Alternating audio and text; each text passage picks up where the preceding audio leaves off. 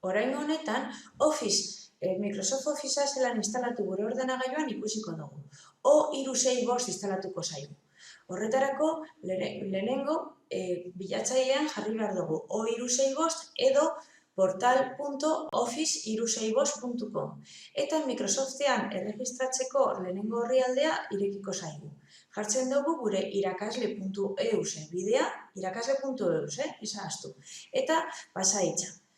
Sartu ondoren, ikusiko dugunez, hezkuntzak emon digu lizentzia bat Word, Excel, PowerPoint eta guzti horiek egiteko, baina online dira. Eta nahi badugu instalatu berez gure ordenagailuan, joan beharko gara eskumaldean dagoen instalatu Office jartzen duen horretara, eta lehenengo aukeran jartzen duela instalar Office emoten diogu.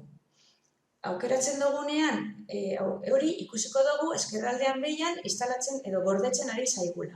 Posible da galdetzea ere ea gorde nahi dugu, baietz esaten diogu eta punto. Hortxe dagoenean, joaten gara eskriptoriora eta Officea ikusiko dugu ja, baina oraindik instalatu barik dago. Sartzen garenean lehenengo aldian eskatuko digu gure berriro, gure irakasle.euseko helbidea. Jartzen dugu irakasle.euseko helbidea eta kontraseina. Eta orduen, ja, hasiko da instalazioa egiten gure ordenagailuan. Tardatzen da apur bat, eta ja, irekiko zaigu Officea. Orain, galdetzen digu, ea nahi dugun azpialde horretan Officeko botoia jarri. Esaten dugu baietz edo ezetz, gustuen arabera. Ados? Orain, ikusiko dugu, ja dugula gure Officea instalatuta. Officeari emoten badiogu, irekiko zaigu, lehen bezala, baina orain dago instalatuta gure ordenagailuan. Eta irekitzen dugunean dokumentu bat, hasierako batean, galdetuko digu, ea instalatu nahi dugu. Baietz eta berriro gure irakasle.euseko helbidea jarri beharko diogu. Zergaitik, Microsofteko kontu hauek daudelako guztiz lotuta gure irakasle.euseko helbidearekin. Jaitsi dezakegu eta instalatu ordenagailu ezberdinetan, 5 aldiz, 5 lizentzia ditugu, baina daude lotuta gure helbidearekin.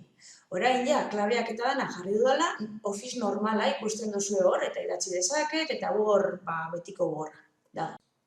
Bestalde, instalar Office aukeran ikus dezakegu zenbat instalazio geratzen zaizkigun, zenbat lizentzia geratzen zaizkigun. Hartzen dugu bigarren aukera eta horretan aplikaziones y dispositivos aldean klikatzen badugu, ikusiko dugu zenbat aldiz instalatu dugun gure Officea, zenbat ze ordenagailuetan eta hori zelan egin dezakegu. Baita, ez badugu momentuz instalatu Officeaz genolako aurkitzen edo, hor instalar Office botoia sakatzen, berriro aukera emango digu.